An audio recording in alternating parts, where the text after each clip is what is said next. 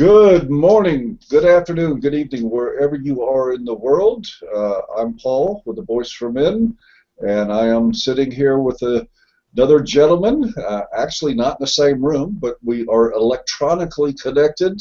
Our Director of Collegiate Activism for A Voice for Men, Mr. Sage Gerard, is here. You want to say hi to everybody, Ginger Boy?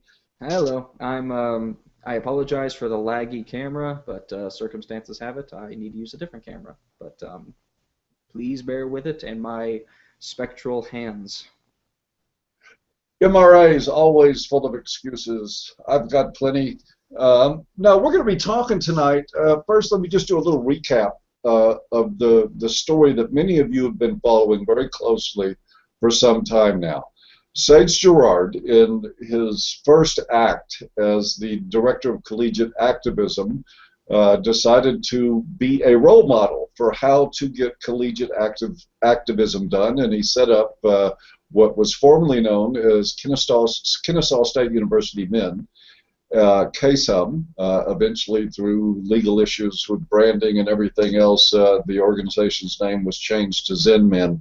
But there is a long, complicated history. It seems that the presence of a men's issues group that was unabashedly non-feminist was rather unsettling for some of the student body and for the faculty, particularly the faculty of the Interdisciplinary Studies Department at Kennesaw State University. Sage planned a conference, which he pulled off. I had the pleasure of speaking there. There was also Karen Strawn, Janice Fiamingo, and Jonathan Taylor, and Sage himself speaking. It was a full house. It was a success. It was a great conference. But there was a lot of stuff going on behind the scenes. Now, as many of you know, since Sage has been identified, he's been exposed on the campus to everybody. It's been revealed that he thinks men are human beings. And this has been presented a lot of complications in his life. There have been faculty members that have been actively colluding. Yes, I'm going to say the word because it's true. Conspiring to harass Sage Gerard, colluding to execute that harassment, to harass the faculty members who were serving as advisors to his men's group, filing police reports on him that had the implication that he might want to murder women, and their rationale was that he acted kind of weird or something like that. Basically, a very large-scale slur campaign that has gone on, and with a lot of faculty involved in it, and in full view of Kennesaw State University's legal department, who has looked the other way on every bit of malfeasance, every bit of corruption, the lying, the spreading of bad information, and more or less sent Sage the message that since he has controversial ideas, he should have been expected to be treated that way, rather than for the university legal department turn to a group of professors that were harassing a student for not thinking like them and actually do something about it. This has been a crazy display in full public view, and I have started writing articles about the individual faculty members involved. There was an interesting event tied to this in the beginning, and I'm sorry I'm having to loop all this together for you so it makes sense. At the end of the conference, Men in Peril, that was held at Kennesaw State University by Sage and his group there, two of the individuals involved with a feminist organization or a women's organization on campus called Yes Body, who had a sort of counter-protest. It was this, I don't know, clotheslines of panties, something like that, for all the rape victims, and to their credit, there was, they put some male shorts out there too. They also got up, and because we talked openly about what was happening to Sage for just trying to have this organization and putting on a conference, and these two young women got up and apologized publicly to Sage for the harassment that he had been through and pledged to work with him. And now it appears that since I have started releasing a series of articles, and I'm not near done yet, that are pointing out the individuals, what they've been doing, factual reporting, the true story. There's no embellishment. There's nothing that's conjecture. It's the basic facts about what happened and some interpretation of what those facts mean. Now, according to Sage, yes body representatives are saying that this series of articles proves that Sage is a threat, or that we're a threat, or this is where we bring you into the conversation, Sage. What is it that Yes Body is saying that the series of articles I'm writing is proving? They're saying that the ISD faculty feels that the article series confirms their fears. That is to say, it was the case that ISD faculty feared me, because I put up stickers saying that men were human. I put up, and I had ideas that I expressed on my YouTube channel. And of course, I'm the kind of person that doesn't do trigger warnings. I say exactly what I think is on my mind and what's on my mind. And the way they've interpreted it was that I had fantasies about killing women. They interpreted it as all sorts of lovely things, and that fear was what was underlying all of their actions and their attempts to go talk to my supervisors at work. I work on the campus, telling them, accusing me of workplace misconduct. There's the police reports, and of course university system level reports as well. And the Yes Body indicated to me, I don't know how true this is, but they indicated to me that they were starting to come around and realize what they've done, but now that the article series is out, ISD is withdrawing again, that they feel like this, their fears are once again confirmed, and that it's basically a catcher in the rye situation. They're worried that somebody's going to read the article series and then they'll be incited into some sort of violent action. And this is the same kind of, I think, paranoia that has been dictating the conversation since day one. And of course, my statement to this has been the same since the beginning, when I was ever trying to talk to these people. And of course, I can't do that now. But the message has always been like, that's right. Let's point out that you have been, by the legal department of the school, instructed that you cannot contact these individuals, go into the ISD department, and attempt any kind of dialogue about resolving this. Isn't that correct? Right. This was a huge source of confusion for me. So basically, when the university system level reports were filed, the federal law, the state law, whichever, requires that the university investigate the allegation. Okay, and I got a nasty letter from the legal division saying, okay, if you contact anybody who you perceive, any complainant, or who you perceive to be as a complainant, you may face charges for retaliation. Okay, that was the first parameters they set. But then, after the investigation was concluded, an attorney over on campus reported that I did none of the things that the character allegation said. I never did anything to harass anybody. I'm not a threat to anybody, and there was no determination that could be made that I needed to be disciplined as if I was a threat. However, at the end of that report, he changed the parameters, and the parameters and the no contact were changed. I cannot contact any member of the Interdisciplinary Studies Department. And it was phrased in a way to make it sound like it was a continuation of a previous no contact. And to add on to the confusion for me, I talked to the guy in person, and he verbally told me that I could contact them if I were to never bring up my allegations. And then recently I got an email from him where he quoted the last paragraph of his report, and he said, this means that if you ever contact them for any reason, then somebody needs to facilitate it from either legal or the administration. So I've got multiple interpretations that somehow, in some way, expand power, exert power over my freedom to associate. So, and my take on this is that these are people who never once contacted me to say, we have these grievances about your organization. They never contacted me to get to know me. They've never contacted me to ask me to not contact them. And all of those things, plus the fact that I've been determined to not be a threat, it doesn't make sense that I face any of these restrictions at all. And my position is, if they don't want to talk to me, then they can set those parameters with me. They can send me an email and say, please don't contact me again. But they have not, and they're trying everything they can to avoid everything. And this is what's leading to a call for accountability on the part of the public, because, you know, it's not just with your articles, Paul. There are donors to Zen-Men, people who donate money to the organization. They feel like their investment was stepped on. And, of course, I say investment loosely, since it's just one of those, we know this organization supports our interests kind of investment. And they're stepping on that because they don't like what it is politically. And this is creating an environment that's just obviously hostile to differing opinion. And the grand irony is, the one thing that they're using as an excuse to restrict me is this accusation that I am creating a hostile environment. So that's that.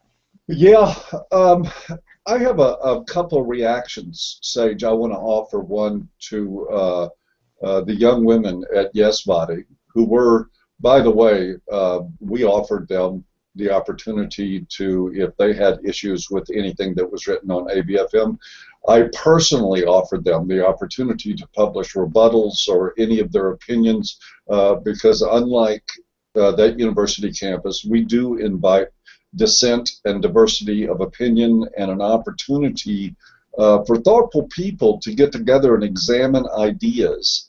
And even if it gets heated sometimes, that's part of to me, the spirit of a classical liberal education, is that you have public vetting of ideas and that nobody is silenced. But let me tell you where I think the Yes Body women were a little bit naive. Do I buy that any of the faculty of the Interdisciplinary Studies Department was at some point sort of warming up to this or feeling more comfortable with it?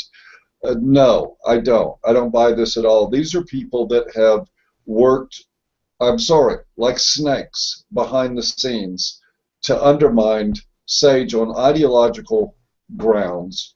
Their conduct has been so reprehensible as to infer that he's a threat, to make police reports over nothing, over absolute nothing. You can tell from reading the reports, which we have published on the site, that the police thought it was a joke, because it was. There was one professor responded to Sage. Sage said, I would like to speak with you. I think there's been some misunderstandings.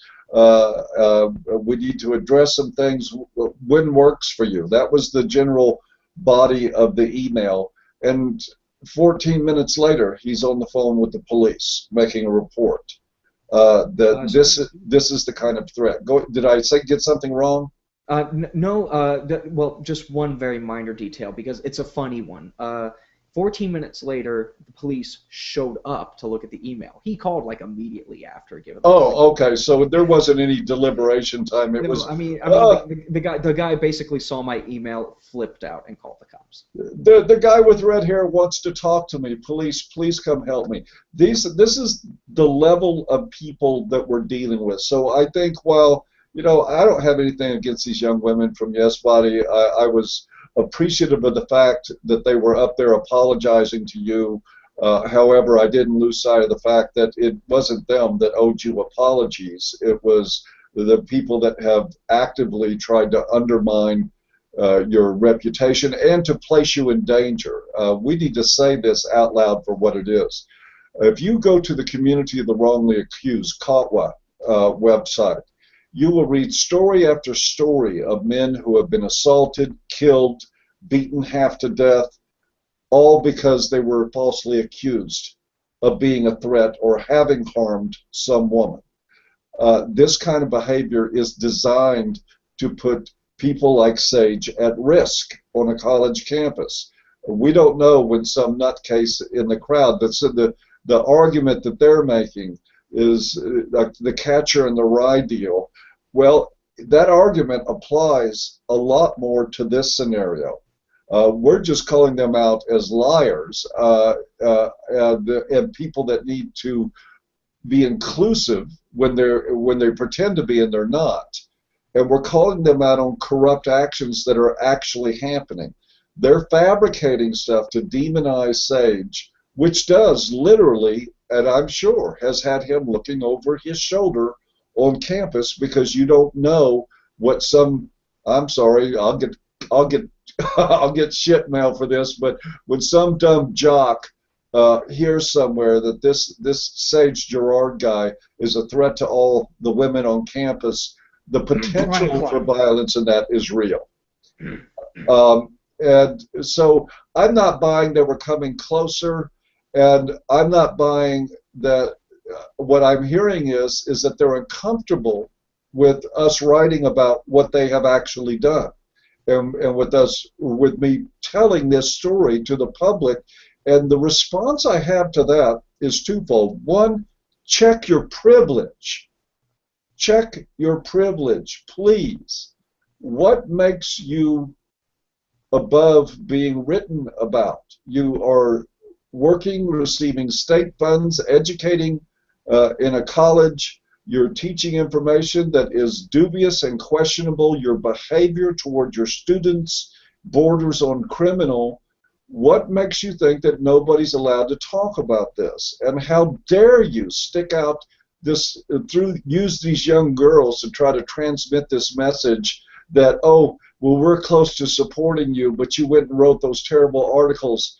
That is just so cowardly. It is so cowardly to pretend you are good. It's like the person on the street corner finally gets frustrated because everybody's ignoring him. He's poor, he's starving, he's dying. People are looking the other way, and he screams out in pain and anguish, and then somebody stops and says, well, I was going to help you till you got rude. Look, if there is anybody in the Interdisciplinary Studies Department with any integrity, if you've got the guts to tell the truth, and you don't have to agree with me or agree with ABFM, but if you've got the guts to just look at what's happened to this young man and you want to stand up and tell the truth about it, we'd love to talk to you here. But in the meantime, I'm never going to quit. I don't care if Sage forgets about this next week. I'm not going to forget what you people have done, what you are doing. There are more articles coming. And, you know, in the end, it doesn't amount to anything. You're not going to lose your job. Your system thrives off of treating people like Sage the way you've treated him. Your peers are still going to slap you on the back and tell you you're brave and wonderful for minimizing the threat of terrible people who think men are human beings on your campus, and for shutting down and censoring their ideas and trying to silence them. You'll get to all the right cocktail parties. But one thing we can do is that we can make sure that for the rest of your lives, that when people look you up on Google, they're going to find out a side of your story that you don't want told, but it's true. And if there's only one way to stop this from happening, and that is for some members of the Interdisciplinary Studies Department to start acting with some integrity, to uphold the fiduciary responsibility they have as an educator toward their students and to their school and to common decency, and to do the right thing and put an end to this harassment. And if you're willing to do that, we want to work with you, and we'll bend and flex in ways to make that happen. But if you're going to sit here and say that us telling the truth is the problem, then you don't have the integrity to help anyway. So we're sort of at an impasse with you on that right now. I wish it were different. I wish that none of this was necessary. I wish that Sage Gerard could stand up on a stage in his school and say, I'm a non-feminist. I have a different idea of what history between men and women is like. I have different ideas about how we ameliorate social problems like homelessness, the hungry, domestic violence, all these things, and to offer thoughtful, researched ideas without being turned into a demon. But you have done this in your own school You're acting disgraceful. You're bringing disgrace to higher education, and we're going to continue to write about it as long as you participate and as long as you sit by silently while it's happening. We're not going to be quiet about it. That's it. I'll get off my soapbox for a moment and let Sage respond to any of that. Well, it's of course, when Yes Body was telling me about the perceptions of ISD, and when the administration and the legal department told me about their perceptions, of course, I volunteered to talk to them, say, in a mediation. That was one of the options offered to me during the investigation regarding the university system level stuff. That mediation never happened, presumably because the accusers decided not to volunteer to make that time. I tried to set up a mediation later as well, and I didn't end up following through on that because I learned that somebody who would facilitate, or rather organize that mediation, was personally connected to one of my accusers. And I've worked faithfully with the system for the better part of all last year, while these people continued to just say what they say, report what they want to report in their classrooms, and so on, while I was under a legal order to not question any of it. And that's really all I've ever wanted to do. When I was working, when I was doing what I was doing on campus, the most controversial thing I've ever done was put up stickers, and I went into an empty women's restroom to do so. And that was 8 months before they reported it. And that timing is something to note, because when I heard that they were messing with Zen men and trying to get the advisors to quit, at that time, they never even knew about the stickers. It was when I noticed that they were doing what they were doing, when they were caught, they sought something with which to report me, which is when that report ended up filing and they got lawyers involved. And the campus has taken this attitude that even if I was never a threat, the fact that I ever tried to question them was considered to be an attempt on my part to contact them, and therefore enough rationale on their part to prevent me from speaking to them again. And I think this flies in the face of adults solving their own problems. This is simply going to daddy or mommy or going to the state and saying, please make the bad person go away. And it's not about, look, maybe there was a misunderstanding and we could talk this out. They never once tried to get to know me. They didn't care if I lost my job. They didn't care if I were to face any vigilante action. They simply decided who I must be. They made an image of me, and they fought this image without realizing that there was a human being behind it. And despite my attempts to simply assert myself and ask, what the hell are you doing, they just ended up maintaining that gap. And maintaining that gap was what allowed them to operate on their perceptions alone and not on the facts. And now people are looking at their behavior and saying, these do not seem like professors to me, right? And even today, I regret that they feel threatened. I really do not appreciate what they've done, and I certainly do not think that their emotions should dictate the conversation anymore. But at any stretch, I of course never would do anything that would put them in any danger, and that should be obvious. But yet to them, they've made up their mind that, this is some horrible thing. But the invitation to talk has always been open. It's still open. I can't, of course, make that invitation myself to them because of the constraints. And after interacting with Yes Body, they've indicated to me that they would be willing to try to work with them and try to get them to talk to me themselves. And I think that this just kind of shows the level of dysfunction at play, because it really should be that these are adults, that these are scholars that have earned degrees and have marketed diversity, inclusion, and equality all the time. And now, when they're faced with somebody different than them, they've just forgotten all of that, and they've acted like overgrown children. So that, I think, is just a huge indication that there's something really wrong with schools, where we live in a city of bubbles and not a marketplace of ideas. And you know, and we got to take that up a notch too, because to me, what's even more critical than that. Now, I certainly know that there's big time feminist ideological cliques all over modern academia. I mean, that's a common fact. But what concerns me about this the most is that your interdisciplinary studies department, the professors there have been able to rely on the legal department of that school to create an environment where they can harass and intimidate and defame and do anything they want with impunity, and you're in the wrong if you even ask them why they're doing it. That's what your legal department at Kennesaw State University has going on right now, is an effective restraining order preventing him from even approaching people to say, where do you get the idea that I'm a danger to women? Or, you know, let's sit down and see why you're concerned about this and see if we can't resolve it. But the legal department has given full blessing to this being the ongoing state of affairs at Kennesaw State University in this case. And this is past just the, you know, the good old boy system of a bunch of feminist ideologues having a nudge and a wink and a laugh. This is institutionalized harassment that's going on in full public view, and nothing's being done about it because Sage Gerard has a penis instead of a vagina.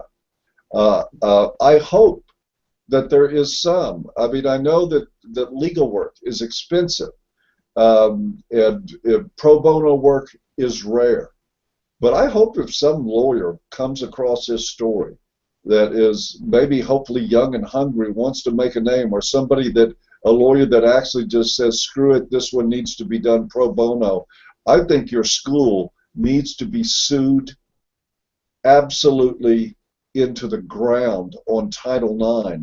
This is clear gender discrimination against you. They'll try to play that, no, it can't be about gender because it's about ideas. Well, those ideas are about men and about dealing with men. This is a gendered reaction. There's no doubt about it, and it's in total violation of Title IX. And is there a Title IX coordinator at your school, Sage, Yes. that's even noticing this is happening? The Title IX coordinator was actually one of the people who was on the investigation, on the university system level stuff, and was also in correspondence with me in terms of trying to organize both mediations. So she's fully aware of the issue. My understanding is that the investigators all have perceptions that are in line with the Interdisciplinary Studies Department. There's actually several incidences when if you don't mind me going off on a brief tangent here. Sure. There are several incidents that cause me concern regarding the neutrality of the investigation. One of the people who was working on it was a guy named Andrew Newton. And Andrew Newton was the one who was pretty much left with the investigation since the previous two who were working on it, the Title IX coordinator, was retiring. I believe she's returning in a part-time position, and the other attorney went off to the new Southern Polytech Marietta campus, which KSU is acquiring by this fall. And so Andrew looked through all this stuff, and I found out that he just had personal opinions that were, again, in line with interdisciplinary studies. His perceptions were in line with it. He actually talked to me in a meeting, and he said that he thought you were a misogynist, and I said, well, of course I know you. I don't agree with that assessment, but that's not even relevant. And I found out, I ended up asking, well, wait, what are your sources on this? And he sent me his sources, it was documentation not even relevant to the investigation. He's playing it off as saying, well, look, this is this just helped me answer some questions that we had or whoever about about A Voice for Men and your association with it. And I look through there, and I mean, he's citing David Futrell. I mean, that's like his one source. It's like, and so we got a lawyer citing a blogger, okay? A lawyer citing a blogger for the purposes of an investigation concerning what to do about a student. Now, when when Andrew Newton ended up filing his report that determined that my no contact parameters were to expand, there was almost there was really very little to no mention of the retaliatory nature of the Interdisciplinary Studies Department's actions. There was no mention that, you know, these whatever everything they did was in response to my political opinions, and there was no real questioning about the proportionality of everything. You know, I said controversial things. I put up stickers. The response was people were saying I was going to kill everybody to the cops. People were saying that these are, again, teachers. And I know they're telling their students this stuff too. Students have come up to me on campus and they're saying, I've been hearing stuff about Zen men and, you know, KSU men in our lectures. Somebody even came up and told me that one of their teachers wanted to slap me if she ever saw me. And all these things together just made me think, wow. And again, I can't question this. I've been legally prohibited from going out and trying to work out my misunderstandings with these people. And the legal report, in essence, plays it off, and legal is trying to making the determination that the Interdisciplinary Studies Department never once harassed me.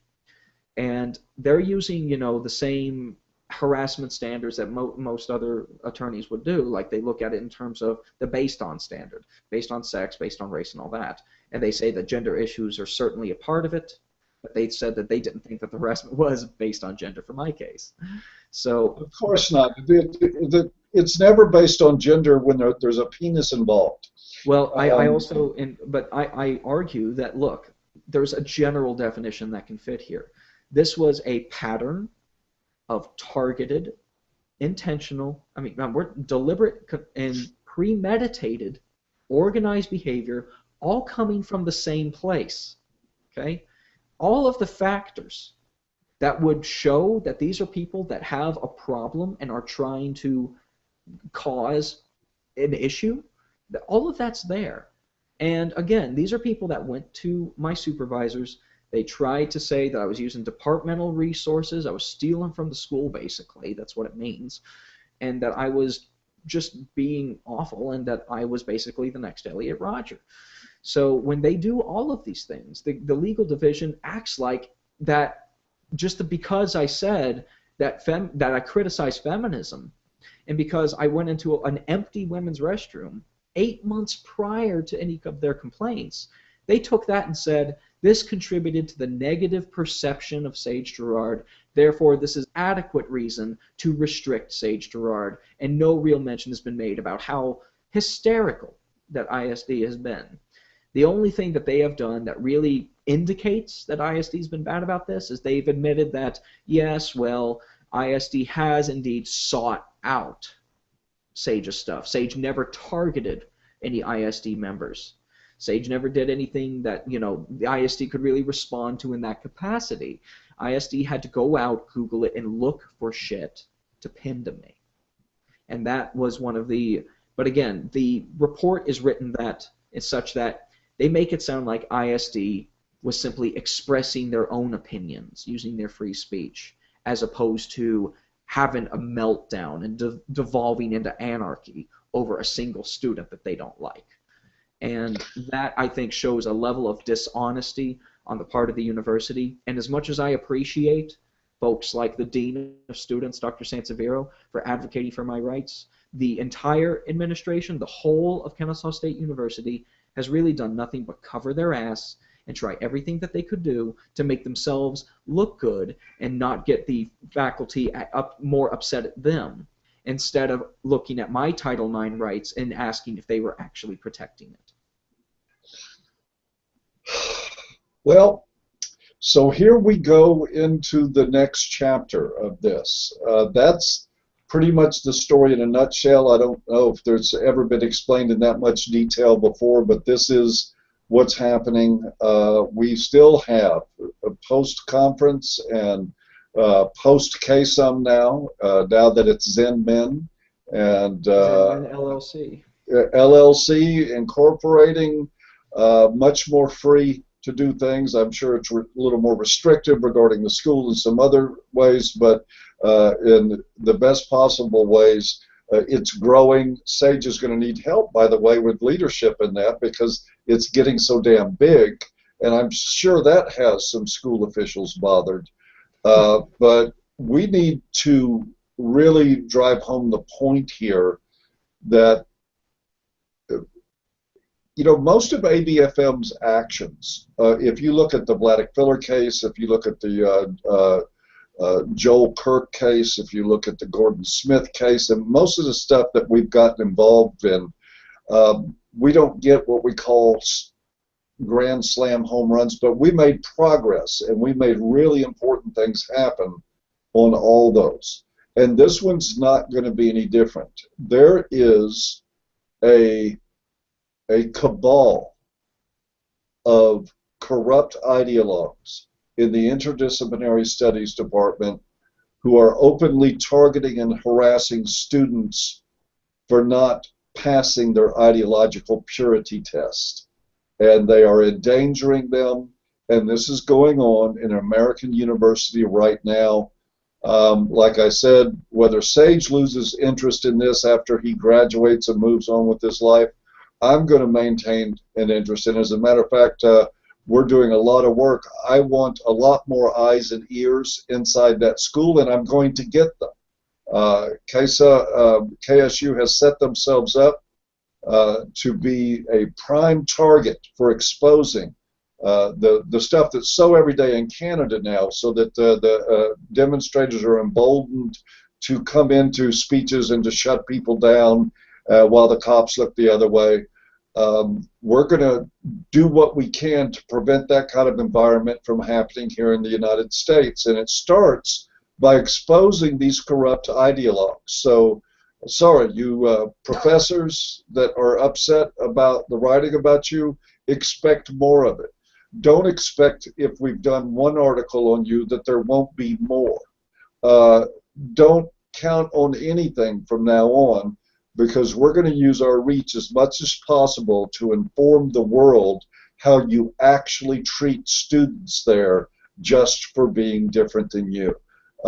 It's a disgrace to higher education, and we're going to keep talking about it, and I bet you at some point we're going to figure out a way to do more than write about it, and we're going to figure out a way, and here's where the fear comes in, and let them be afraid. I don't care. The way that you rid your kitchen floor of roaches is to turn on the light. They have to scurry into the corner, which is pretty much what they've done. I mean, they've even had faculty there taking their information offline because the big bad boogeyman wrote an article about the shit things that they were doing. These are people that are vulnerable to this because they know they're wrong. Do you think that somebody that knew they were doing the right and moral thing would remove their online information? Hell no, they'd stand up and probably give you a middle finger and say, prove I'm doing something wrong. Well, we have the proof, and we got the proof on all of you. We got all the stuff from FOIA. We got emails. We got your correspondence. We know who you talk to and when.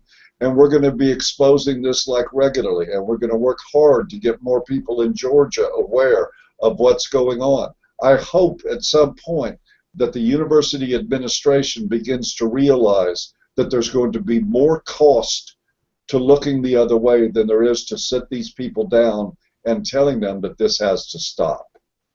If I may, Paul, one of the title of the show, Terms of Reconciliation. I'd like to segue into that. Okay. In the event, of course, I as tempted as I am to speak as if I'm speaking to ISD, they might consider that contact and get me in trouble. But I would say this, I address this to Yes Body then. To those of you in Yes Body, you've talked to me, you've interacted with me, and you know from experience that despite any disagreements we may have, there's been a level of mutual support for each other's speech, a level of it. I've donated money to your protest, and even though I disagreed with it, and you have refrained from trying to outright silence me in the same way that other feminist groups have done, and I commend you for that. But the issue at hand, though, is I think that you are carrying a level of bias regarding the Interdisciplinary Studies Department because you're connected with them. They're your friends, and I understand that. I understand it may hurt to look at people you consider friends and see that they've done something wrong and they need to be held accountable for it. But if there was this challenge that I issued you back during the conference that if you're willing to actually hold accountable those who try things like this is an opportunity to do it. And it doesn't mean you have to go full out and be just crazy about it. It just means, look, just understand that this is a problem that's happened. And we've had a conversation, the co-presidents and I, we had a conversation, and, you know, what is quickly becoming custom, we recorded one another. And, you know, we alerted each other of it. And, you know, I basically said that, look, I mean, if I was in the position of ISD faculty and Paul was after me, I'd be scared too. But I know Paul well enough that whenever he writes something, he tends to be right. And he has enough evidence to know that if he's writing something, chances are I've done something wrong. So that's, in essence, we're talking about public figures who get public funding and who have done something wrong. And they're just, in my mind, they're just as susceptible to scrutiny as a Wall Street banker, or as a department head, or as any public official working as a public servant. And I would say that some terms of reconciliation are in order, and I think that the ones I offer here are reasonable enough that I don't want to negotiate them. The first is that stop treating me like a criminal. If we're going to have any sort of discussion, stop calling the cops, stop calling lawyers. And I'm not saying you, yes, body, do this. I'm saying that this attitude that everything that I do must be monitored by the cops carries a level of mistrust and paranoia that's frankly creating the same perceptions and problems that you're seeing now. And as long as you keep living in that fear, that's what's causing everything to escalate.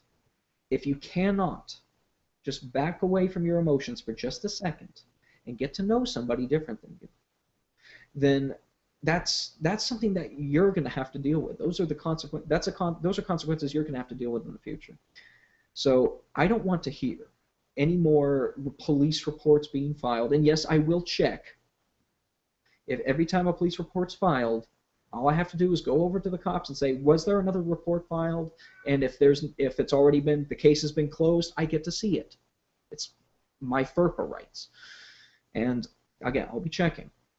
And again, since it's a public record, if it's another inflammatory allegation, I will happily hand that straight over to Paul, and it'll go online too. At first, it wasn't my intent to publicize all of this, but now I really don't care. This is stuff that needs to be said, and it's a story that needs to be told. So stop treating me like a criminal. Stop calling your lawyers. Just talk to me if that's what you so wish to do. That's your diversity, inclusion, and equality for you.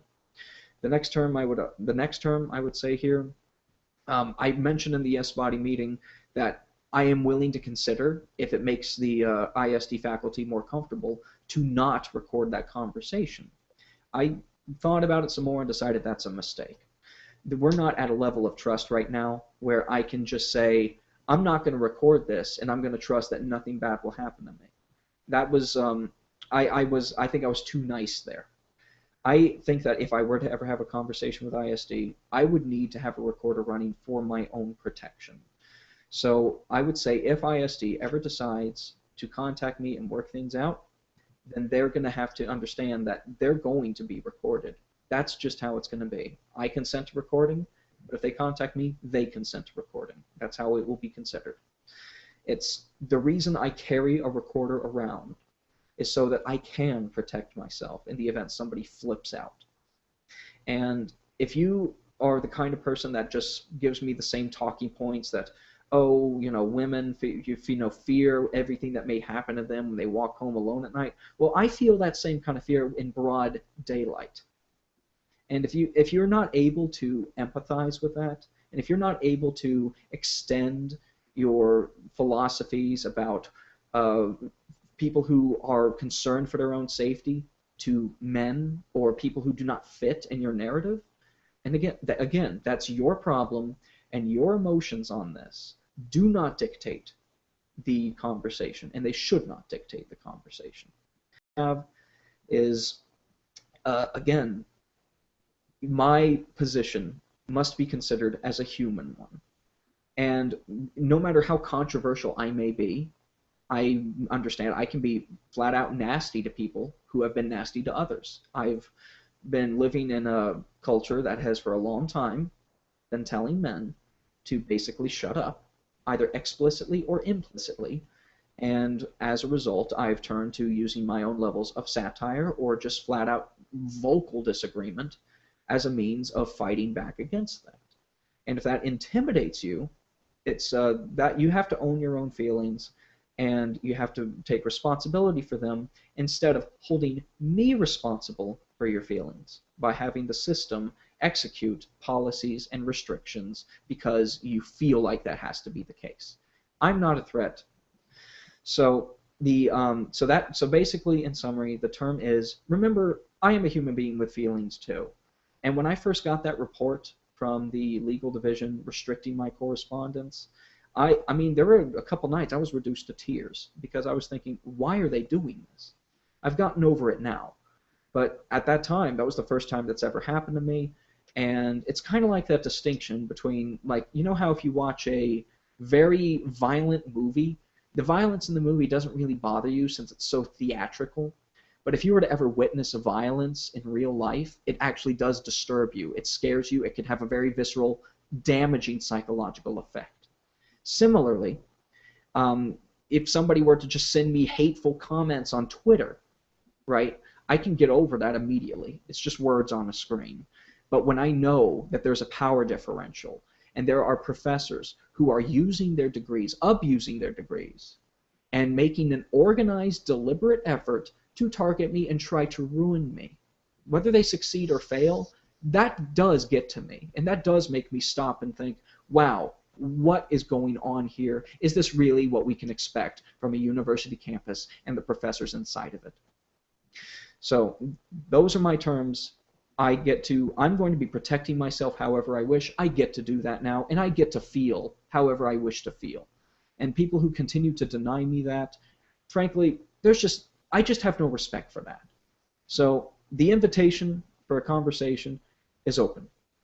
I hope that ISD will do the right thing and stay consistent with their promises of diversity, inclusion, and equality. And if they remain silent or openly disagree, that's their decision. But that will come with the consequence of people continuing to look at what they do, scrutinizing it openly, and I think over time it's going to have a detrimental effect on their reputation on their reputations as scholars. And that's their credibility. Everything that they do, they determine what happens to it in the future. And if they choose to let it die because they're too stubborn to get over their own feelings, I just don't care anymore. One of the things that, and well said, by the way, I think those are great limits to set with them. Of course, I don't expect, and nor do I imagine, do you expect any sort of positive response. I mean, asking these people to step up and be honest is just, it's not in the cards in all likelihood. Right. But I'm encouraged, Sage, and I was going to close on this and maybe get your thoughts on it.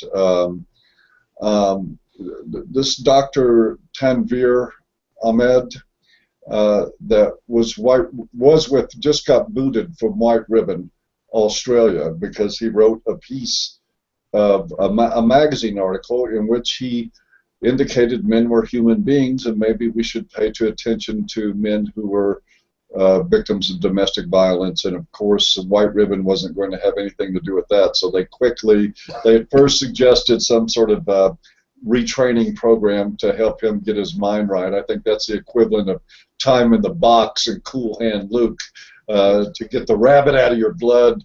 We don't want to have anybody jumping off the plantation, and he has stepped down and has agreed to allow his article, great article, to run at whiteribbon.org, their Pitsy site.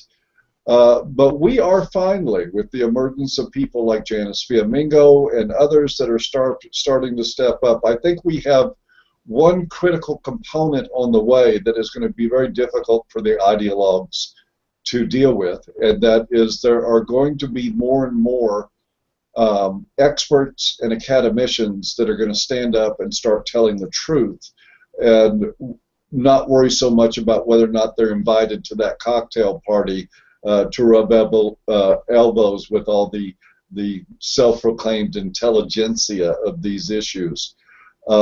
Sage's presence on that campus, the fact that his group has grown from 0 to 20 so rapidly, or where you at? How many are you at now, Sage? It's 20. We've grown, and we've pretty much remained stable with the same pool. But we've when it comes to capacity, though, we've grown a hell of a lot more than that, even.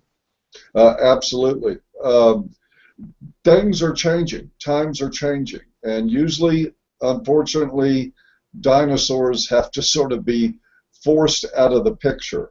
But I hope that some of the Interdisciplinary Studies Department will consider that people who can actually put their finger on the pulse of what's happening in society and anticipate that this narrative of man bad, woman good, patriarchy is all about women's oppression, blah, blah, all this stuff that has been so profitable for so long, there is a change coming. In the immortal words of Bob Dylan, if you can't lend a hand, get out of the way. But I would suggest that it would be an incredible example of what's going to be happening in the future, and an incredible reclaiming of some dignity for the Interdisciplinary Studies Department if just one person would stand up and say, I don't agree with how Sage Gerard is being treated, and to support his right to have a men's group and to talk about these issues from whatever thoughtful, reasoned perspective that he wants. I don't know, maybe I'm, like, I forget who it was that went everywhere looking for an honest man. I may be on a failed mission that way. But I think things are changing. People are starting to speak up, and you never know. There might be somebody at Kennesaw State University in the ISD that is willing to sacrifice the approval of cowards and liars in order to stand up for what's decent and what's true. And with that, that's all I got. Sage, do you want to add anything before we shut it down for the evening? Yes. Speaking for myself, in the event that any ISD faculty member were to connect with me and try to work anything out, they're free to bring up any grievances they wish. If any of them were to have the courage to simply acknowledge their role in trying to hurt me and to even apologize for it, which again, I don't expect. I don't think they're going to do that. But in the event that they did, they would have my very public and very vocal congratulations. Because in the event, that would have never really happened before. We typically see in the Canadian universities, I recall, I think in an event in Australia and in peppered around the United States, in the event that feminist academicians were to make a organized effort similar to the ones that have been done here, they would never apologize, and they would simply, again, stubbornly remain with their ideology. But if they were to have the open-mindedness enough to say, I overreacted, I was wrong, then that would show a level of integrity, again, as you said, Paul, and humility that is, I think, just rare, to the point of leprechaun rare in a feminist ideologue.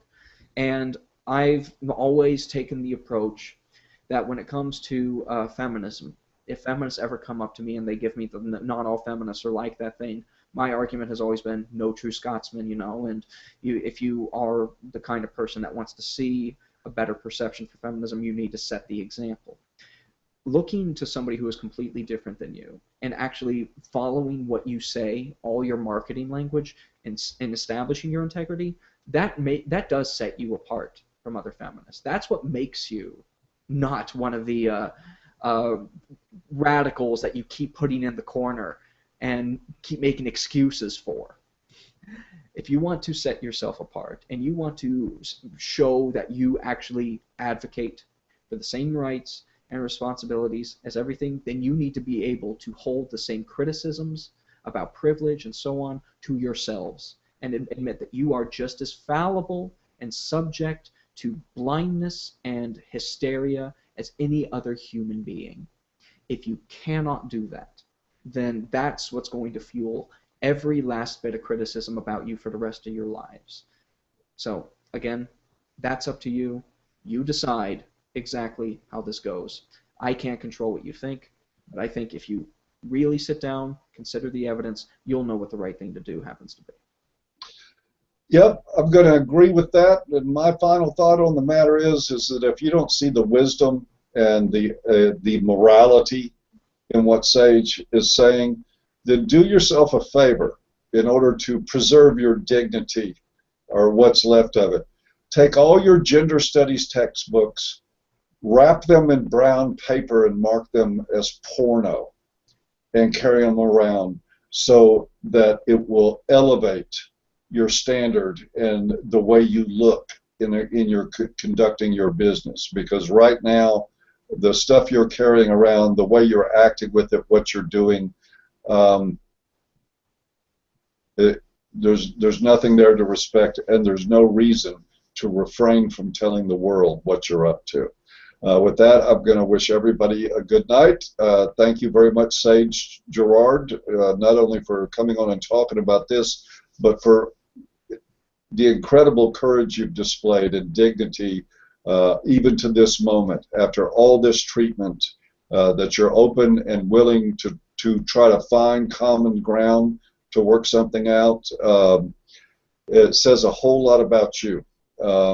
I appreciate that, Paul, but I do want to go ahead and state, given the ideological element to this, I don't think there's going to be any philosophical or ideological common ground. It's just going to be a matter of course, we'll reach a common coexistence standard where, you know, obviously there's no threat here, a disagreement. And if a disagreement exists after a conversation, I expect that to happen. That's okay. I've gotten into this with the full expectation that people were going to take issue and that people were going to disagree. That's fine. Just so long as they calm down enough to not file a police report every time somebody sneezes, then I'm good. Well, yeah, that's really what I meant by common ground. I know there's ideologically never going to happen, two different worlds, but I was sort of thinking maybe some good common ground would be if I send you an email, or if you send me one, I won't call the police. I think there's some good common ground. Maybe some good common ground is that I won't get up in front of groups of people and say that you're a physical danger to half the people there based on their sex because you have different ideas. Those were the sort of common grounds we're looking for. Believe me, I'm not looking for them to take a fair approach to history or to look at the many disadvantages that men have experienced right alongside the disadvantages women have throughout time. We're not going to get there with them, but maybe we could just get to the point that, hey, us having a little discussion about men's issues doesn't need a SWAT team to supervise. If we can get there, then we can get anything else done. With that, I'm going to wish everybody a good night. You guys come back next time. And remember, men are good.